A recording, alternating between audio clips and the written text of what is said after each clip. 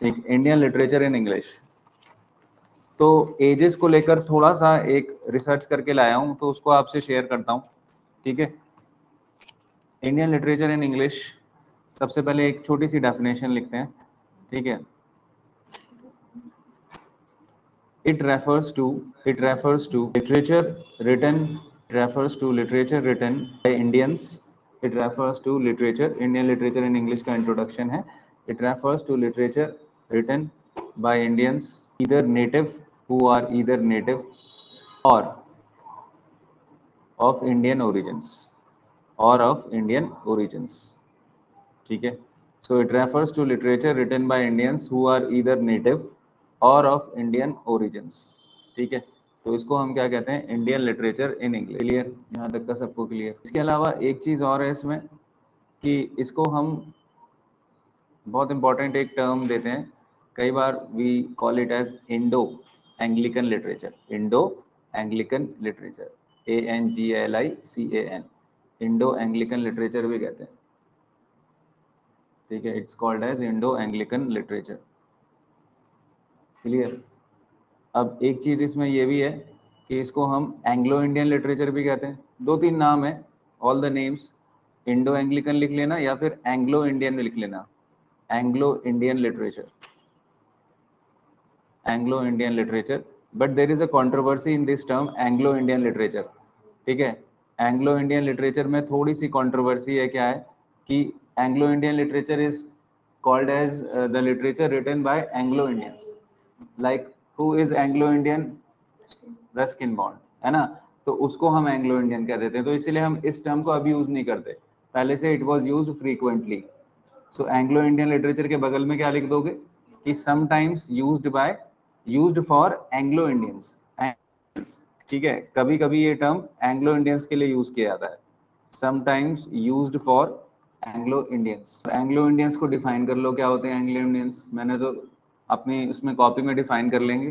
ठीक है, इन Anglo Indians को डिफाइन करेंगे Englishman who live in India. वही डिफाइन कर लीजिए जल्दी से, Englishman who live in India is called as Anglo-Indian. Englishmen who live in India is Anglo-Indian. अब मैं आ रहा हूँ जिसमें आपको बहुत ज़्यादा इंपॉर्टेंस की ज़रूरत है, एक brief overview of you can से इंडियन लिटरेचर इन इंग्लिश की एजेस। हम लोग को बिल्कुल डिफाइंड कई बार नहीं होती है, जिससे कंफ्यूजन होता है। सो अब सारे बच्चे चार्ट बनाएंगे, स्क्रीन पर देखेंगे, बहुत इंपॉर्टेंट चार्ट होगा।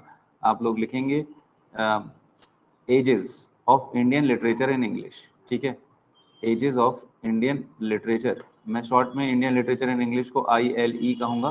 पहले आप मुझे चार्ट बनाने दीजिए, फिर आप बनाइएगा, क्योंकि थोड़े से मैं कई बार एडिट्स कर देता हूँ, तो आप लोगों का फेयर कॉपी में शायद हो सकता है खराब हो जाए। जब तक मैं बना रहा हूँ तब तक स्क्रीन पर देखते रहिए और समझते रहिए। बनाने के लिए मैं टाइम दे दूंगा आपको अलग से, I will hold the lecture for 2 minutes, so that's not an issue. तो अगर हम इसको देखें तो देखिए यहाँ पर ये जो चार्ट है ये बहुत इंपॉर्टेंट है। देखिए इसमें 3 मेजर डिविजन्स हैं। अगर हम देखें तो पहले मुझे बनाने दीजिएगा, मेरे साथ साथ मत बनाइएगा, ठीक है, और स्क्रीन पर देखते रहिएगा। तो जैसे पहला जो डिवीजन है दैट इज 19th सेंचुरी। ठीक है, mainly we say that Indian literature in English starts in 19th century. ठीक है, उसके बाद जो सेकंड डिवीजन है वो 20th सेंचुरी है, 20th सेंचुरी। और जो थर्ड डिवीजन है जिसको हम कहते हैं कंटेम्प्रेरी लिटरेचर, कंटेम्प्रेरी लिटरेचर, ये आपको कई बुक्स में नहीं मिलेगा इस तरीके का डिवीजन। तो जो मैं बता रहा हूँ उसको ध्यान से समझना है, कंटेम्प्रेरी लिटरेचर इन ILE। ठीक है, ILE में कंटेम्प्रेरी जो लिटरेचर है उसका एक डिवीजन। तो इनका टाइम फ्रेम्स क्या है, तो देखिए 19th सेंचुरी को हम for our convenience we divided into 2 parts. ये बहुत इंपॉर्टेंट है समझना। जैसे हम कह सकते हैं कि लिटरेचर बिफोर 1857, 1857 में हम जानते हैं फर्स्ट वॉर ऑफ इंडिपेंडेंस कहा गया है इसको, 1857 में मंगल पांडे वाली क्रांति है जो। ठीक है, और हम जानते हैं 1858 में queen Victoria became the empress of India. तो एक पार्ट आ जाएगा लिटरेचर बिफोर 1857, और फिर दूसरा आ जाएगा जिसको ज्यादातर इंडियन लिटरेचर इन इंग्लिश के क्रिटिक्स, जैसे कि MK नायक, मैंने बताया था MK नायक, और जो है MK नायक है, और उसके अलावा आपका एक 2 क्रिटिक्स और बताए थे मैंने, उनके नाम अभी आ जाएंगे। तो राज सिस्टम कहा है उन्होंने इसको, क्या है, ब्रिटिश राज सिस्टम। राज सिस्टम का मतलब ब्रिटिश राज, यहाँ पर ब्रिटिश राज स्थापित हो जाता है। और इसको क्या कहते हैं, पीरियड आफ्टर 1857। क्या कहते हैं, पीरियड आफ्टर 1857। ठीक है, तो ये दो हो गए आपके डिवीजन 19th सेंचुरी में। 20th सेंचुरी में भी क्लियर कट डिवीजन अगर हम देखें तो आज़ादी के हिसाब से होगा, तो यानी कि हम कह सकते हैं प्री इंडिपेंडेंस पीरियड, ठीक है। Pre independence period is from 1901 to 1947, ठीक है, 20th सेंचुरी की बिगिनिंग से 1947 का। और फिर हम कह सकते हैं पोस्ट इंडिपेंडेंस पीरियड। अब पोस्ट इंडिपेंडेंस पीरियड में मैंने इसको डिवाइड किया है। पोस्ट इंडिपेंडेंस पीरियड में हम जैसे 1947 से 2000 तक का ले लिया मैंने, ठीक है। और इसमें भी एक डिवीजन आएगा अभी, इसलिए कह रहा हूँ पहले मुझे बनाने देना। अब पहले इसको समझ लेते हैं। फिर पोस्ट इंडिपेंडेंस पीरियड है 1947 से 2000 तक।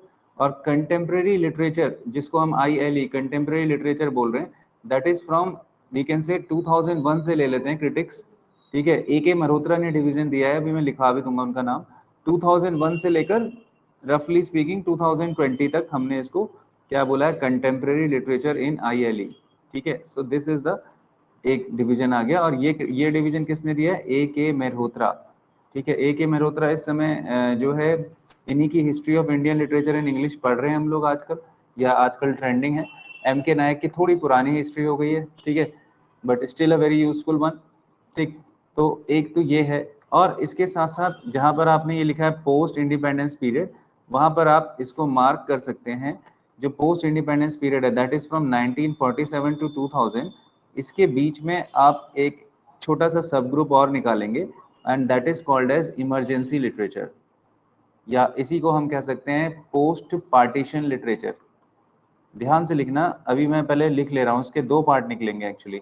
एक निकलेगा पोस्ट पार्टीशन, पार्टीशन के बाद का लिटरेचर, जिसमें हम लोग देखते हैं कि कौन कौन से राइटर्स थे।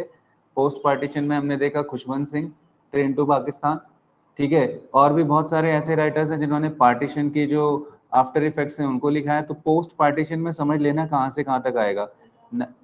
अमिताभ घोष आ जाएंगे, हाँ, उन्होंने पार्टीशन लिटरेचर पे लिखा है। इसके अलावा एक जो जिन पर एक बहुत फेमस अभी मूवी बनी थी ना, सरफराज, वो उसने एक्ट भी किया था, बहुत फेमस, मंटो, सादत हसन मंटो। कौन आएगा, सादत हसन मंटो। तो मंटो का लिटरेचर बहुत फेमस है। तो 1947 से 1975 तक मैं ले लूंगा इसको पोस्ट पार्टीशन। मतलब ये है पोस्ट इंडिपेंडेंस के दो पार्ट निकल रहे हैं जो ब्लू कलर से लिख रहा हूँ यहाँ पर। ए हो गया पोस्ट पार्टीशन, और इसका बी पार्ट हो गया, ठीक है, पोस्ट इमरजेंसी। क्या हो गया, पोस्ट इमरजेंसी। इमरजेंसी लगी थी 70s में जब इंदिरा गांधी थी हमारे, ठीक है।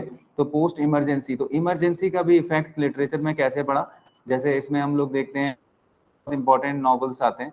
जैसे हम लोग 70s में देखेंगे तो बहुत इंपॉर्टेंट दो तीन नॉवलिस्ट में नाम लिखाऊंगा, भी लिख के लाएं, तो वो आ जाएंगे आपके। तो वो आपका पीरियड कब से कब तक है, 1975 से लेकर, या जिसको मैं कह सकता हूँ 1970s, पूरा 1970s का डिकेड है, दैट इज पोस्ट इमरजेंसीज, ठीक है। अब ये है, इसको बना लो, मैं टाइम दे दे रहा हूँ, आराम से नोट कर लेंगे। तो इस स्लाइड में हम लोग डिस्कस करेंगे लिटरेचर बिफोर 1857। बस आज इतना ही टॉपिक पढ़ाऊंगा मैं, उसके आगे फिर हम लोग कल करेंगे, फिर MCQs भी करने हैं आज क्योंकि। तो लिटरेचर बिफोर 1857 में फटाफट राइटर्स को एक बार देख लेते हैं। तो इसमें जो की मोमेंट्स हैं या की राइटर्स हैं उनके बारे में लिखते हैं। सबसे पहले इसमें आ जाएंगे Raja Ram Mohan Roy. Raja Ram Mohan Roy, okay, he is called as the maker of modern India. ये मेरे साथ साथ ही लिखते रहना आप लोग, he is called as the maker of modern India. Modern India के मेकर हैं, मेकर ऑफ मॉडर्न इंडिया, बहुत इंपॉर्टेंट पॉइंट है। Raja Ram Mohan Roy considered as the maker of modern India, ठीक है। इनका लाइफ स्पैन भी यहीं पर ही फटाफट 1772 से 1833। अब यहाँ पर क्वेश्चन आ जाएगा नेट में, तुम लोगों के आया है नेट में, राजा राम मोहन रॉय की डेथ कैसी हुई। तो he died in a mysterious circumstances, ठीक है। It is not still not known that how did he die, he was found dead, okay. So whether he considered or whether he committed suicide or what happened to him, that is actually the death, the cause of his death is not known। 1833 में died in a mysterious वे, इतना ही मुझे पता चल पाया, तो इसको आप note कर लेना। इनका लाइफ स्पैन इंपॉर्टेंट है 1772 से 1833, ठीक है। इनको रिनेसा मैन ऑफ इंडिया भी कहा जाता है, राजा राम मोहन रॉय को renaissance man of India. And he is also called as co-founder, main point है ये, को फाउंडर ऑफ ब्रह्मो समाज, ठीक है। ब्रह्मो समाज मैंने बार बार बताया जब भी इंडियन लिटरेचर पढ़ाते हैं, तो Brahmo Samaj is called as the foundational, you can say, society which led to the development of renaissance in India. तो ब्रह्मो समाज, BRAHMOSAMAJ, ब्रह्मो समाज। तो ब्रह्मो समाज के को फाउंडर हैं ये। ब्रह्मो समाज कब इन्होंने फाउंड किया था? 1828 में, ठीक है। 1828 में ही को फाउंडेड द ब्रह्मो समाज विद, नोट करेंगे इनका नाम भी, D.N. टैगोर, ठीक है। दो लोग थे ये, D.N. Tagore, D as in Delhi, N as in nest, D.N. Tagore and Raja Ram Mohan Roy, they both co-founded what is now called as Brahmo Samaj in 1828, which is called as a pivotal society, a very important society in the formation of Renaissance values in India, ठीक है। इसके अलावा जो सबसे important बात है वो ये है कि इन्होंने एक वर्क लिखा था राजा राम मोहन रॉय ने, जिसका नाम था a defence of Hindu theism. क्या नाम था? What was the name? A defence of Hindu theism, ठीक है। नोट कर लेंगे इस वर्क को, a defence of Hindu theism, THEISM, theism. Theism means study of religion, a defence of Hindu theism. This work came in 1817 and it is called as the first prose work by an Indian, first prose work by an Indian. ये इसके अलावा इसी point से related एक point आएगा, compare या note डाल के लिख दो, ठीक है। First work by an Indian या फर्स्ट प्रोज वर्क है ना ये, तो आप ऐसे लिख दो, first work by an Indian outside India, by an Indian outside India. Indian तो थे मगर इंडिया से बाहर ब्रिटेन में रहते थे ये। First work by an Indian outside India करके हेडिंग डालो, first work by an Indian outside India. तो अब यहाँ पर आएगा, बहुत इंपॉर्टेंट वर्क है भाई, the travels of Sheikh Deen Mohammed, the travels of Sheikh Deen Mohammed, लिखवाया था मैंने बहुत पहले भी, बहुत इंपॉर्टेंट वर्क है, the travels of Sheikh, SHEIKH, the travels of Sheikh Deen, DEEN, Mohammed, MAHOMED, the travels of Sheikh Deen Mohammed, 1773, ठीक है। तो अगर फर्स्ट वर्क आएगा और ये दोनों ऑप्शन में, तो आप इसको कर लेना ना, ट्रैवल्स ऑफ शेख दीन मोहम्मद, अगर उसमें कुछ मेंशन नहीं होगा ना। अगर इसमें स्पेसिफिकली मेंशन होगा कि first work by an Indian living in India, ठीक है, तब आप डिफेंस ऑफ हिंदू थीज्म कर लोगे, ठीक है ना, क्लियर है यहाँ पर। और यहाँ पर ये किसने लिखा है? ये शेख दीन मोहम्मद साहब ने लिखा है, ये शेख थे, नवाब साहब थे, तो ये ब्रिटेन में ही रहे, तो वहां पर इन्होंने लिखा था शेख दीन मोहम्मद। इन राइटर का नाम भी यही आ जाएगा, the travels of Sheikh Deen Mohammad, Sheikh Deen Mohammad, चाहो तो दोबारा से लिख दो क्लैरिटी के लिए, 1773, ठीक है। तो अर्ली इन्फ्लुएंसेस हैं ये।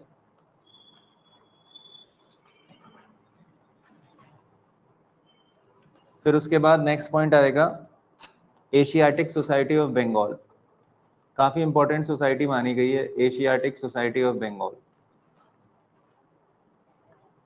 इंस्ट्रूमेंटल सोसाइटी है ये, ट्रांसलेशंस इंडिया में जितने भी हुए हैं इंग्लिश में, उसके लिए इसी सोसाइटी को क्रेडिट दिया जाता है, एशियाटिक सोसाइटी ऑफ बंगाल, ठीक है। बहुत इंपॉर्टेंट है ये, आपके 9th-10th की SST में भी आ रहा है।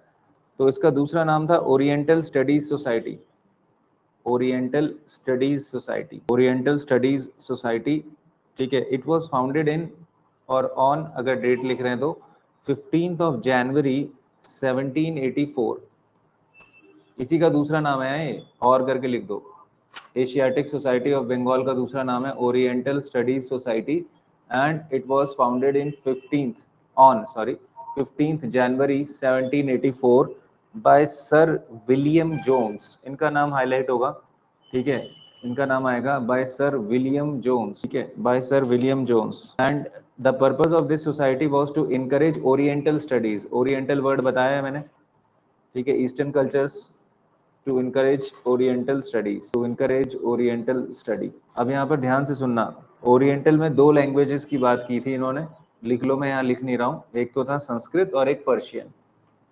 संस्कृत और पर्शियन, ये दोनों ही चल रही थी उस समय। ठीक है, इसके अलावा एक पॉइंट लिख देंगे कि फर्स्ट इंडियन एडमिटेड, लिखो, मैं लिख नहीं रहा हूं, तुम लोग लिख लो, first Indian admitted in ASB, ASB मतलब Asiatic society of Bengal, capital में खाली लिख लो, first Indian admitted in ASB was in 1829, 1829, 1829 में पहले इंडियन मेंबर को इसमें इंक्लूड किया गया। अब इनका नाम क्या था ये मुझे मिल नहीं रहा है एग्जैक्टली, कंफ्यूजन है थोड़ा, तो आप इसको बस इतना लिख देंगे, 1829 first Indian member was admitted in this society, तो ये हो जाएगा। अब यहाँ पर देखो 2-3 क्वेश्चन बहुत इंपॉर्टेंट आ रहे हैं, लिखो सब बच्चे कि फर्स्ट इंडियन इंग्लिश पोएट ना, यहाँ पर थोड़ा सा मैंने कल रिसर्च करी तो थोड़ा सा 2-3 पॉइंट्स क्लियर कर रहा हूँ। एक आता है इसमें फर्स्ट इंडियन इंग्लिश पोएट, और एक आएगा first well known Indian English poet, या इंटरनेशनली वेल नोन, या ऐसे लिख सकते हैं, 2 क्वेश्चन बनेंगे, first well known Indian English poet, ठीक है, बता सकते हो? हाँ, वो किस में आएंगे? फर्स्ट इंडियन इंग्लिश पोएट में, ठीक है, वेरी गुड, हाँ वो इसमें आ जाएंगे, ठीक है। तो देखो फर्स्ट इंडियन इंग्लिश पोएट में आएंगे Kashi Prasad Ghosh, Kashi Prasad Ghosh, first Indian English poet मतलब क्रोनोलॉजिकली, काशी, इनको दोनों नाम लिख लो, काशी प्रसाद घोष या काशी चंद्र दत्त, चंद्र CHANDER, काशी चंद्र दत्त DUTT, काशी प्रसाद घोष या काशी चंद्र दत्त। और first well known Indian English poet में कौन आ जाएंगे? Henry Vivian Derozio. मैंने अब क्लियर कर रहा हूँ कि कई जगह फर्स्ट इंडियन इंग्लिश पोएट बोल दिया है इनको, बट थोड़ा सा यहाँ पर जब डिटेल में पढ़ते हैं तो हम ऐसा बोल सकते हैं, फर्स्ट इंडियन इंग्लिश पोएट तो वैसे काशी प्रसाद घोष है, मगर ये वेल नोन नहीं है, इनकी पोइट्री भी इतनी ज्यादा एंथोलॉजाइज नहीं है, तो इसीलिए जो फर्स्ट वेल नोन है उसी को हम फर्स्ट इंडियन भी बोल देते हैं। बट यहाँ पर अभी हम डिटेल में पढ़ेंगे तो क्लियर हो जाता है कि काशी प्रसाद यहाँ पर first Indian English poet chronologically है, सीक्वेंशियली कह सकता हूँ मैं, और अगर फेम के हिसाब से या वेल नोन पब्लिसिटी के हिसाब से हम बोले तो Henry Vivian Derozio, DEROZIO, Henry Vivian Derozio poet है। इनको यंगेस्ट प्रोफेसर ऑफ इंडिया भी कहा जाता है, हेनरी विवियन डेरोजियो को youngest professor of India, just when he was only 19 he became the professor, Henry Vivian Derozio. और सबसे बड़ी बात कि ये कौन सी डिसेंट से हैं, इंडियन तो नहीं है, आपको नाम से ही लग रहा है, Portuguese, half Indian half Portuguese, तो इनकी कंट्री का नाम लिख लो, हाफ पोर्तुगीज, पोर्तुगीज डिसेंट बोलते हैं, आपको पता ही है, DESCENT, पोर्तुगीज डिसेंट के हैं। और इनकी जो 2 वर्क्स हैं जो कि बहुत इंपॉर्टेंट है, एक तो है फकीर ऑफ जंगहीरा, फकीर FAKER, फकीर ऑफ जंगहीरा, JUNGHERA,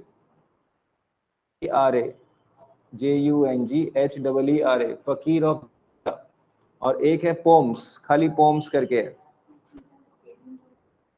हाँ जी हाँ जी, पोम्स आई है 1828 में, ठीक है। इसको first major collection of Indian English poet बोलते हैं, पोम्स या पोम्स जो भी बोले आप, 1828 में आई है पोम्स, ठीक है। फकीर ऑफ जंगीरा इनका इंपॉर्टेंट पोइट्री कलेक्शन है, हेनरी विवियन डोराजियो, जल्दी से,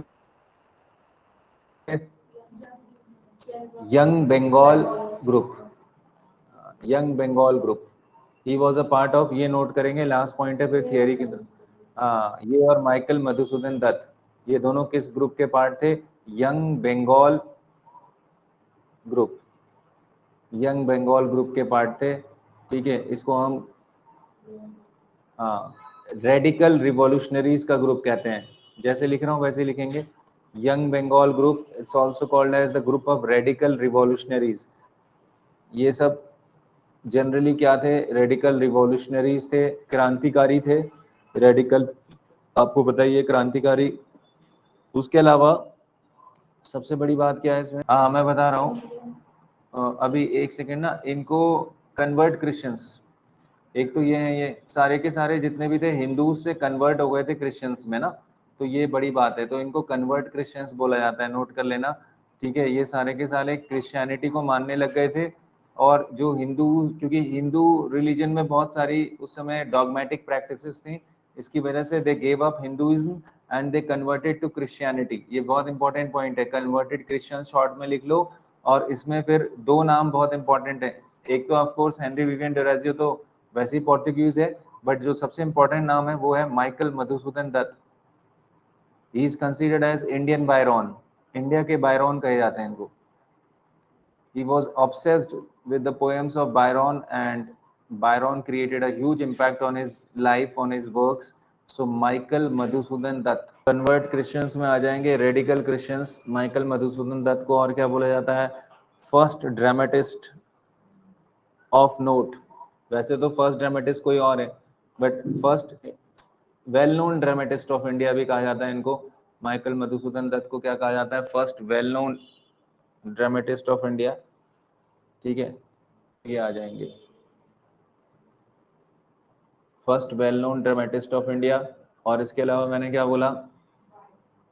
बायरॉन ऑफ इंडिया, बायरॉन ऑफ इंडिया। और एक चीज और नोट करना इनके बारे में, इनको कहा जाता है inventor of blank verse in Bangla,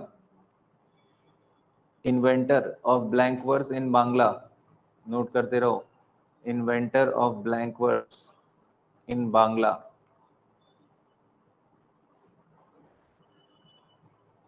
और इसके अलावा इनको बांग्ला सोनेट्स का भी फादर माना जाता है, बांग्ला सोनेट्स। लिख रहा हूं मैं सारी चीजें, inventor of blank verse in Bangla. इसके अलावा क्या बोला जाता है? Inventor of Bangla sonnets. ठीक है, Bangla sonnets. perfect time for us to stop here. We have read a bit of theory. अब जल्दी से हम क्वेश्चंस की तरफ बढ़ते हैं। ठीक है, दो तीन क्वेश्चंस भी हमें दोनों का, तो मैं आज से सभी बच्चों से ये भी कहूंगा कि थियरी की एक कॉपी अलग बना लेना। ठीक है, हाँ, मिक्स मत करना, या इसी में सेक्शन निकाल देना, अपनी मेन कॉपी जिसमें लिख रहे हो उसमें एक सेक्शन निकाल देना थियरी, और एक सेक्शन निकालना एमसीक्यूज, अगर नहीं बनाना चाह। और अगर अलग से बनानी है तो आज से एक पतली कॉपी जिसमें आप लिखेंगे थियरीज या की पॉइंट्स थियरी करके आप डाल देंगे, नेट की अलग से बना सकते हैं, पतली और छोटी कॉपी आप बना सकते हैं। तो इस तरीके से, ठीक, चलिए, तो हम आगे बढ़ते हैं फिर।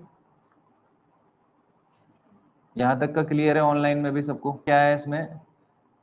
विच of these do M.K. Nayak and Shyamala Narayan claim about Indian English drama in Indian English literature? Book का नाम नोट करेंगे, बुक का टाइटल क्या है? इंडियन इंग्लिश ड्रामा, शॉर्ट में नोट करना, राइटर का नाम नोट करते रहना सब। M.K. नायक एंड श्यामला नारायण, श्यामला नारायण को आज जाके सर्च करेंगे सारे बच्चे, श्यामला नारायण। ठीक है, एंड श्यामला नारायण। तो अब इसमें इसका आंसर बताना है, मैं आंसर बता रहा हूँ, it is the sick man of Indian English literature. ठीक है, इंडियन इंग्लिश ड्रामा को क्या कहा है? सिक मैन कहा है इंडियन, खाली लाइन है। और श्यामला नारायण को मैं आज होमवर्क दे दे रहा हूँ, जैसे मैंने कल दिया था स्वाति बोरा मैम को, आज मैं दे दे रहा हूँ महिमा देवलिया जी को दे दे रहा हूँ।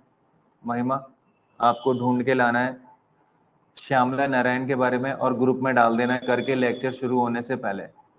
महिमा को क्लियर है बेटा? चलो, तो उसको सिक man of Indian English literature बोला है इन्होंने। क्वेश्चन नंबर 2 में आते हैं फिर। Arrange the following in the chronology of poetry by Nissim Ezekiel. Online वाले, ऑफलाइन वाले बच्चे भी इसको ट्राई करो, आधे मिनट का टाइम दे रहा हूँ, फटाफट। और ऑफलाइन वाले फटाफट, इसमें बहुत इंपॉर्टेंट है ये।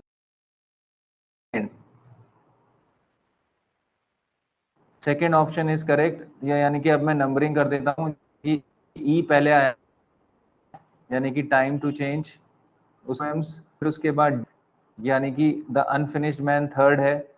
ठीक है, उसके बाद फिर क्या है? ए, द एग्जैक्ट नेम, और फिर लास्ट है फिफ्थ, यानी लेटर डे साल्म्स, इसको पढ़ा जाएगा लेटर डे साल्म्स। तो पहला और आखिरी तो नोट कर ही लो, क्रोनोलॉजी में याद आएगा फिर भी है। तो निसिम इज़ेकिएल में पहला क्या है? अ टाइम टू चेंज, और लास्ट है जो एज पर दिस क्वेश्चन है लेटर डे साल्म्स। किसके लिए साहित्य अकेडमी है इनको? लास्ट वाले के लिए, वेरी गुड। तो लास्ट वाले वर्क के लिए लेटर डे साम्स के लिए इनको कब मिला है? 1983 में साहित्य अकेडमी है निसिम इजिकल को, ठीक है, लेटर डे साम्स के लिए। नोट करते रहना भाई, साहित्य अकेडमी, साम्स का मतलब, ठीक है। तो लेटर डे साम्स क्लियर हो गया। मैं बता ही चुके हैं, जो लोग बिल्कुल नए हैं वो लिख लेंगे father of modern poetry in English. Modern poetry in English के फादर हैं ये इंडिया में, of modern poetry in English. ये जो है 1952 में पब्लिश हुई थी, अ टाइम टू चेंज, 1952 में। और लेटर डे साम्स जो कि 1983 में साहित्य अकेडमी 1982 में आई थी, इसके एक साल बाद इसको साहित्य अकेडमी। एक लाइन नोट कर लो इसकी, लेटर डे साम्स की, बहुत इंपॉर्टेंट लाइन लिखा रहा हूँ, ठीक है, नोट कर लेना।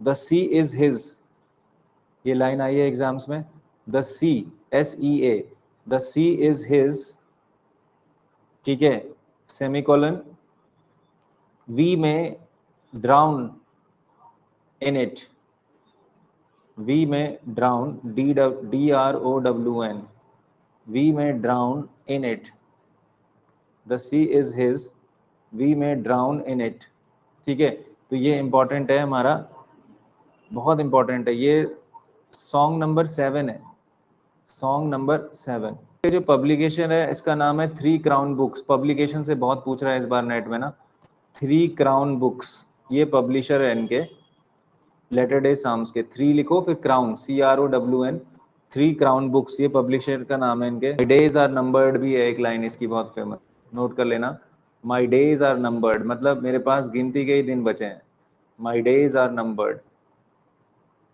माई days are numbered, NUMBERED, numbered, latter day Sam's.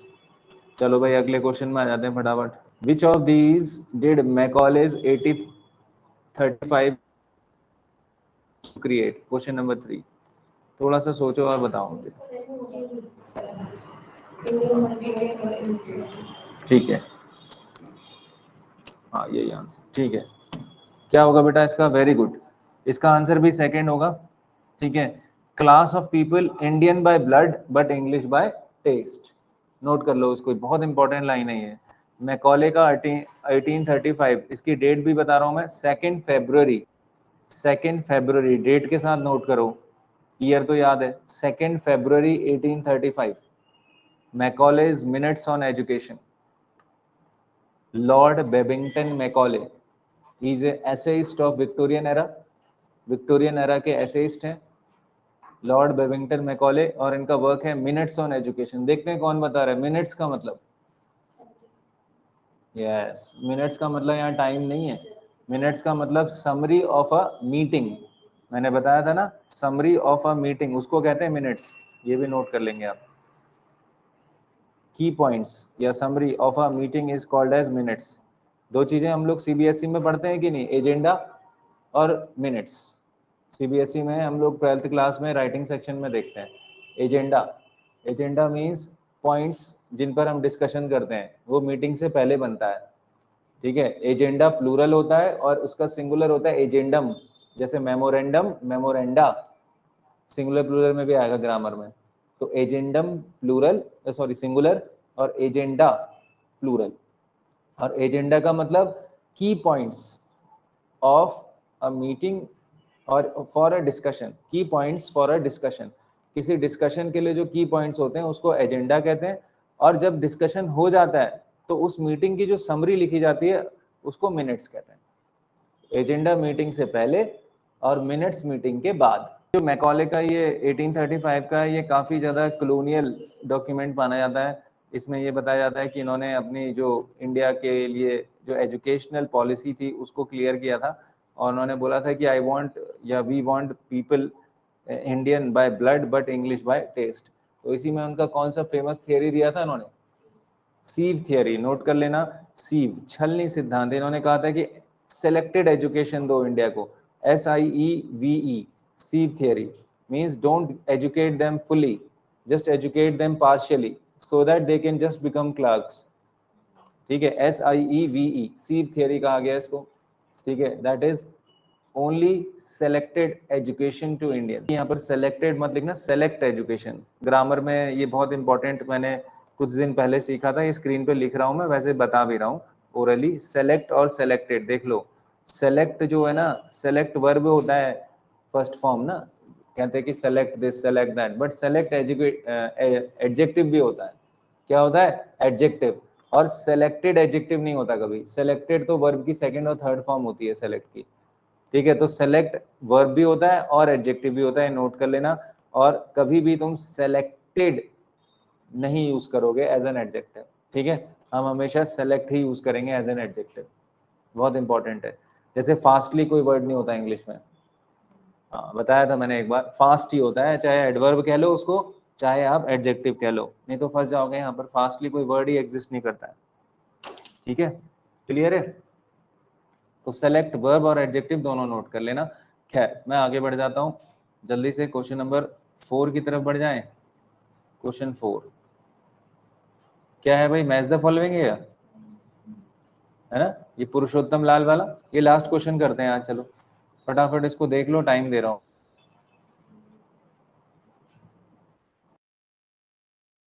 इसका आंसर है 4।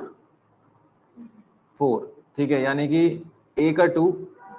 पुरुषोत्तम लाल ने लिखा है मैन ऑफ धर्मा एंड रसा ऑफ साइलेंस। ठीक है, उसके बाद आदिल जसू वाला, आदिल जसू वाला देखो आ गया, ये मैंने लिखाया था इनके बारे में, जूसा वाला सॉरी, आदिल जूसा वाला है, इनका है मिसिंग पर्सन। ठीक है, और एक ये आर पार्थसारथी से निकाल दिया है ना, हाँ आर पार्थसारथी का रफ पैसेज इंपॉर्टेंट आ रही है एग्जाम्स में, आर पार्थसारथी का। तो यानी कि डी का 3 हो गया। अब क्या बचा? ए के रामानुजन का speaking of Shiva. Very important question लिख रहा हूं मैं इसको क्लास में। ठीक है, सारे बच्चे इस पर थोड़ा सा 2-3 मिनट का रिसर्च करते हैं फटाफट। पुरुषोत्तम पी लाल शॉर्ट में, और ये किसके फाउंडर माने जा, याद है किसी को? बताया था एक बहुत फेमस फाउंडर है, बंगाल में बहुत फेमस पब्लिकेशन है जो बडिंग राइटर्स को बहुत ज्यादा एनकरेज करता है। राइटर्स नोट करो, पुरुषोत्तम लाल वही है ये, आप जैसे स्क्रीन में लिख रहा हूँ वैसे ही नोट कर लेना इसको। ठीक है, पुरुषोत्तम लाल के बारे में लिखो, he is the founder of publishing house called as writers workshop. ये नेट में कम से कम आपके 2 बार आ गया है ये राइटर्स वर्कशॉप ना। ये बहुत फेमस पब्लिकेशन है इंडिया का। अगर आप भी अपनी क्रिएटिव राइटिंग को एक्नॉलेज करवाना चाहते हैं तो आप भी राइटर्स वर्कशॉप में भेज सकते हैं। ये बडिंग, खासकर जो बडिंग राइटर्स हैं जिनका पहली बार पब्लिकेशन लॉन्चिंग उसको करने के लिए फेमस है इंडिया में, writers workshop. It is in Kolkata और इन कैलकाटा इन अर्लियर डेज। और पी लाल, पुरुषोत्तम लाल, ये बंगाली हैं इन्होंने और उनके कुछ फ्रेंड्स ने ईयर नोट कर लेना 1958 में राइटर्स वर्कशॉप की स्थापना करी, जो कि एक पब्लिकेशन हाउस है। 1958 में founder of writers workshop P Lal, Purushottam Lal इनका पूरा नाम है। ठीक है, तो इनका वर्क है the man of Dharma and the रसा ऑफ साइलेंस, 1966 में आया है। 19 नहीं सॉरी 1974 में, 1974 में पब्लिक पोएम आई है द मैन ऑफ धर्मा। ठीक है, 74 1974 में ये अभी पोएम में आई है, पोइट्री कलेक्शन है मैन ऑफ साइलेंस। साइलेंस पे लिखी गई बहुत फेमस पोएम्स हैं ये, पी लाल ने लिखी हैं। ठीक है, इसके अलावा आदिल जूसा वाला, आदिल जूसा वाला आपको नाम से ही लग रहा है एक डिफरेंट कम्युनिटी से आते हैं, पर्शियन, हाँ जैसे मैंने बताया था ना दारू वाला, ठीक है जूसा वाला, ये सब इस तरीके से इनकी है। इनकी 2 पोइट्री कलेक्शन इंपॉर्टेंट है, एक तो मिसिंग पर्सन जूसा वाला की, एक और लिख लो lands end, lands end, lands जमीन वाला, LAND apostrophe S, lands END end, धरती का अंत, लैंड्स एंड। और सी ब्रीज बॉम्बे, बॉम्बे से हैं ये, पारसीज बॉम्बे में ही रहते हैं मेनली। ठीक है, मुझे केकी एन दारू वाला याद आते हैं, केकी एन दारू वाला भाई बहुत बड़ा नाम है इंडियन पोइट्री में, चाहो तो यहीं पर लिख लेना। एन दारूवाला को साहित्य अकेडमी है। हाँ, keepers of dead, keepers of dead लिखा है के एन दारूवाला ने। तो यहाँ पर है सी ब्रीज बॉम्बे।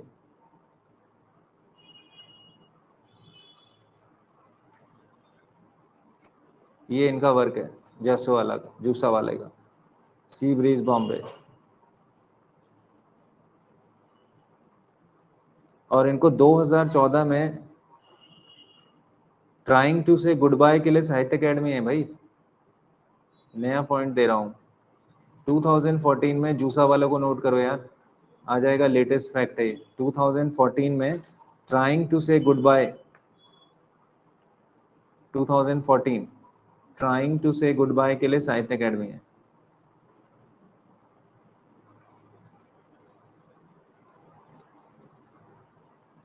आदिल जूसा वाला। वैसे इनका हिंदी में प्रोनाउंसिएशन आ रहा है जस्सा वाला, तो जस्सा वाला ही बोलेंगे हम,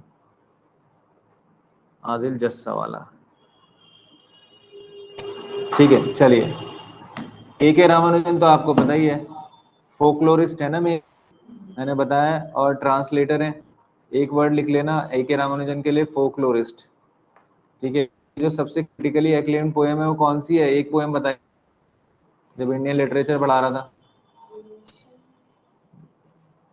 नहीं नहीं, उसके लिए तो इनको वो मिला होगा, बट छोटी पोएम्स में अ रिवर, हाँ नोट कर लो, अ रिवर।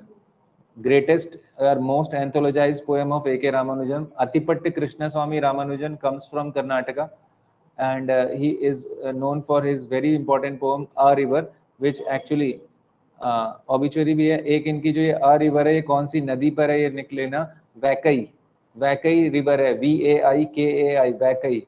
वैकई रिवर मदुरई में है, मदुरई। मदुरई को दक्षिण भारत की कल्चरल कैपिटल ऑफ इंडिया बोलते हैं, मदुरई को।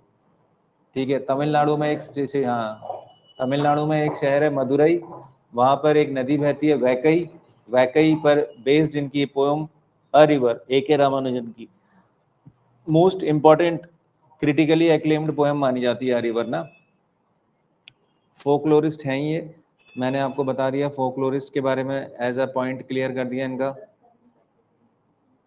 डेक्कन, हाँ, डेक्कन लैंग्वेजेस के ट्रांसलेटर हैं, डेक्कन लैंग्वेजेस के ट्रांसलेटर हैं, लिख लेना DECCAN, Deccan, DECCAN, Deccan languages के ट्रांसलेटर भी हैं ये। और इन्होंने अमेरिका में ही रहे ना, ये लास्ट में अमेरिका में ही प्रोफेसर रहे ये। हाँ, कन्फेशनल पोइट्री लिखते हैं बिल्कुल। इनकी जो बहुत इंपॉर्टेंट पोइट्री कलेक्शन है वो है द स्ट्राइडर्स। पहला इनका पोइट्री कलेक्शन माना जाता है the striders, STRIDERS, the striders. इसके अलावा इनको मैक आर्थर फेलोशिप भी है, नोट कर लो। मैक आर्थर, अमेरिका में जब रहे, MacArthur, MACARTHUR, MacArthur fellowship to Ramanujan, 1983 में है इनको। मैकआर्थर फेलोशिप है 1983 में, जिस साल हमारे निसी मेजिकल को साहित्य अकेडमी है, उस साल इनको मैकआर्थर फेलोशिप है। आएगा ये क्वेश्चन, सिग्निफिकेंट ये। इसी साल I think Indian English poetry में भी तो है किसी को, या 84 में किसी को और प्राइज है। चलो एक पॉइंट और लिखो इनके बारे में, सबसे इंपॉर्टेंट, ये इनको साहित्य अकेडमी है पोस्थुमसली, इंपॉर्टेंट। पोस्थुमसली की बिना देखे स्पेलिंग लिखो, पोस्थुमसली, स्क्रीन में बिना देखे लिखो पोस्थुमसली, मरणोपरांत। फिर चेक करो कि सही लिखी कि नहीं, गलत लिखी तो 5 बार फिर और लिखो। ठीक है, सही है, पोस्थुमसली। ठीक है, सो पोस्थुमसली ही वाज अवॉर्डेड द साहित्य academy in the year 1999 for which work, collected poems, collected poems. Collected poems के लिए इनको साहित्य अकेडमी है भाई, SAA शॉर्ट में लिखा मैंने, साहित्य अकेडमी अवार्ड 1999 में। और 93 में इनकी डेथ हो गई थी। जब इनकी डेथ हो गई उसके 7 साल बाद इनको मिला, या 6 साल बाद, जो भी है आप चाहें तो लिख देंगे ही पास्ड अवे। इनका लाइफ स्पैन ही लिख लेते हैं 1929 से 1993। This is the life span of A.K. Ramanujan, very important poet. 1929 से 1993 and after 6 years of his death he was awarded a, you can say, साहित्य अकेडमी। और इसके अलावा एक चीज और है, ये प्रोफेसर ऑफ लिंग्विस्टिक्स थे यूनिवर्सिटी ऑफ शिकागो में। यूनिवर्सिटी ऑफ शिकागो अमेरिका में कहाँ पर रहे ये? University of Chicago. Chicago poets आपने सुना होगा, बहुत फेमस है वहाँ पर। CHICAGO, Chicago, university of Chicago में प्रोफेसर रहे। आर पार्थसारथी पर आ जाते हैं। आर पार्थसारथी जो है हमारे इंडियन लिटरेचर एंड इंग्लिश में है, ठीक है। 1934 में ये पैदा हुए थे और तमिलनाडु से हैं। ही कम्स फ्रॉम तमिलनाडु, मैं शॉर्ट में TN लिख रहा हूँ। सो ही इज अ तेलुगु, नहीं सॉरी तमिलियन। और इनकी जो पहला पोइट्री कलेक्शन है बहुत इंपॉर्टेंट है, उसका नाम है, ये बाहर से ही पोइट्री छपी है इनकी ना, मतलब आउट ऑफ इंडिया छपी है, इसलिए इंपॉर्टेंट है ये। Poetry from Leeds. Leeds Britain का एक बहुत फेमस शहर है। पहला पोइट्री कलेक्शन नोट करेंगे आर पार्थसारथी का, पोइट्री फ्रॉम लीड्स, LEEDS, 1968 में। Poetry from Leeds 1968। और इसके अलावा बहुत इंपॉर्टेंट है इनका जो ये वाला कलेक्शन है, रफ पैसेज। इनको इसका ग्रेटेस्ट पोएम बोला जाता है। ये ऑक्सफोर्ड यूनिवर्सिटी प्रेस ने छापा है, जो कि बहुत बड़ा ऑनर है। ऑक्सफोर्ड यूनिवर्सिटी प्रेस, OUP लिख रहा हूँ मैं, तुम लोग पूरा लिख लेना और शॉर्ट फॉर्म भी लिखना, पूरा भी लिखना और शॉर्ट फॉर्म भी लिखना। OUP, ऑक्सफोर्ड यूनिवर्सिटी प्रेस ने छापा है 1977 में। कब छापा है? 1977 में, ठीक है। इसके अलावा इन्होंने 20th सेंचुरी इंडियन पोएट्स एक एंथोलॉजी भी लिखी है। क्या लिखी है? 10, ऐसे लिखना, 20th सेंचुरी, जैसे लिख रहा हूं मैं 20th सेंचुरी इंडियन पोएट्स, ये एक एंथोलॉजी है। और ये भी सबसे मजे की बात है, ये छपी कहाँ से है? ऑक्सफोर्ड यूनिवर्सिटी प्रेस से छपी है। 20th century Indian English poets या इंडियन पोएट्स करके है, और OUP से छपा है 1976 में। 1976 में छपा है भी। तो translator, critic and editor. Last point लिख लेते हैं इसमें। लास्ट पॉइंट लिखेंगे भाई, ओवर कर रहा हूँ फिर क्लास को, लास्ट पॉइंट लिख लो। इसमें इनको क्या है, इनका एक वर्क है the tale of anklet. Anklet समझते हैं आप शायद, पायल को कहते हैं, एंकल में पहली जाती है ना। The tale of the anklet, ये बहुत इंपॉर्टेंट वर्क है, इसको क्रिटिकली एक्लेम्ड वर्क है। The tale of the anklet and epic of South India, work है आर पार्थसारथी का। The tale of an anklet and epic of South India,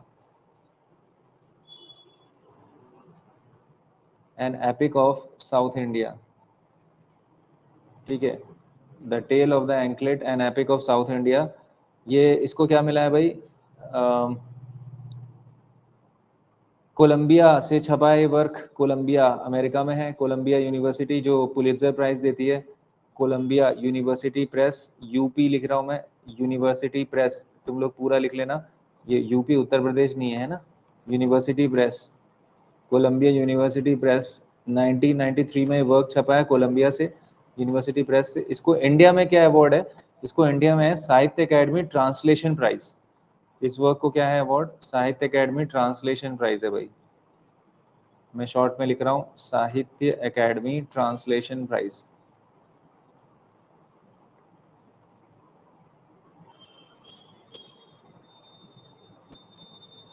साहित्य academy translation prize है 1995 में, 2 साल बाद। साहित्य अकेडमी ट्रांसलेशन प्राइज कब है इसको? 1995 में।